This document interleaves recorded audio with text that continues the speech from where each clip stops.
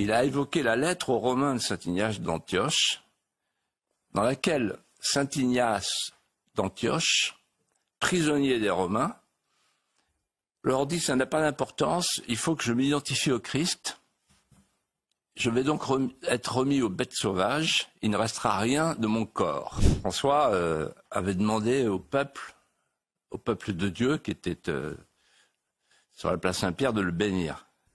C'est un geste qui n'est pas anodin. Lui a béni le peuple en commençant par une formule christique. Quand on ne connaît pas quelqu'un, on dit quelle impression il fait. Et l'impression que j'ai eue, d'abord, il était ému. Donc, conformément à l'usage, à la coutume et aux mots historiques, il est entré pape, il est ressorti cardinal. Et on a eu une surprise. Alors moi, je ne connaissais absolument pas ce pape. Et donc, il me revient, si je comprends bien. Alors, premièrement, je suis comme tout le monde, comme les vaticanistes. Les vaticanistes sont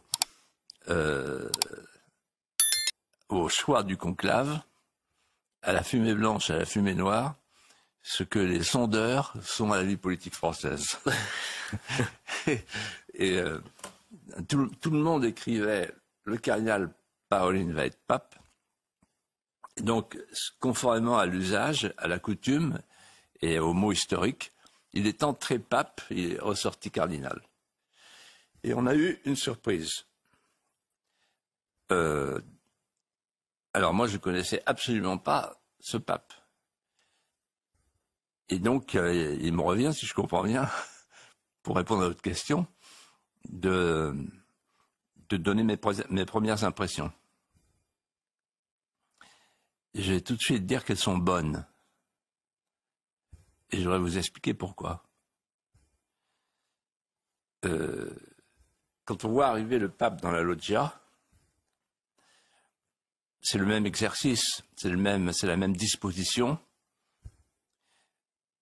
On cherche à décrypter les traits, le voyage des traits sur le visage, le langage du corps. François avait demandé au peuple de Dieu qui était sur la place Saint-Pierre de le bénir. C'est un geste qui n'est pas anodin. Lui a béni le peuple en commençant par une formule christique. Quand on ne connaît pas quelqu'un, on dit quelle impression il fait. Et l'impression que j'ai eue, d'abord, il était ému. Donc c'est pas un démagogue. Il était sincèrement ému. Il avait la gorge serrée et l'œil humide. Ensuite, il était timide. Réfléchi, en fait. C'est la timidité de quelqu'un qui réfléchit. De réservé. Et l'intuition que moi j'ai eue en le voyant, avant même qu'il ne parle, je me suis dit, il va s'abandonner à sa fonction. Il ne va pas se laisser encombrer par sa fonction.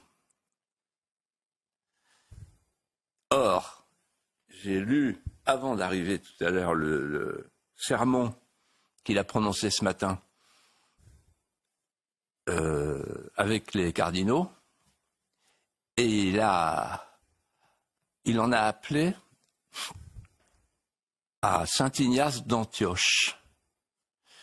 Il a évoqué la lettre aux Romains de saint Ignace d'Antioche, dans laquelle saint Ignace d'Antioche, prisonnier des Romains, leur dit « ça n'a pas d'importance, il faut que je m'identifie au Christ, je vais donc être remis aux bêtes sauvages, il ne restera rien de mon corps ».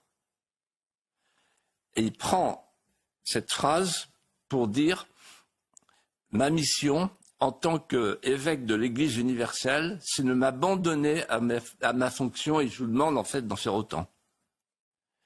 Et donc on n'est plus dans une église égocentrée, on est dans une église théo, Christocentrée. centré. L'élection surprise du pape François a marqué une rupture dans les attentes institutionnelles, relevant tout simplement un chef spirituel humble et profondément sincère. De ses premiers gestes publics, le pape a renversé les codes du pouvoir traditionnel en demandant la bénédiction du peuple, soulignant une relation de réciprocité entre leaders et fidèles. Alors, la question est, ce modèle de leadership peut-il inspirer d'autres institutions? Est-ce que la sincérité suffit vraiment à réformer une structure ancienne? Partagez avec nous vos avis dans les commentaires. Abonnez-vous à la chaîne pour ne rien manquer des prochaines analyses de l'actualité politique et sociétale dans le monde. À tout de suite.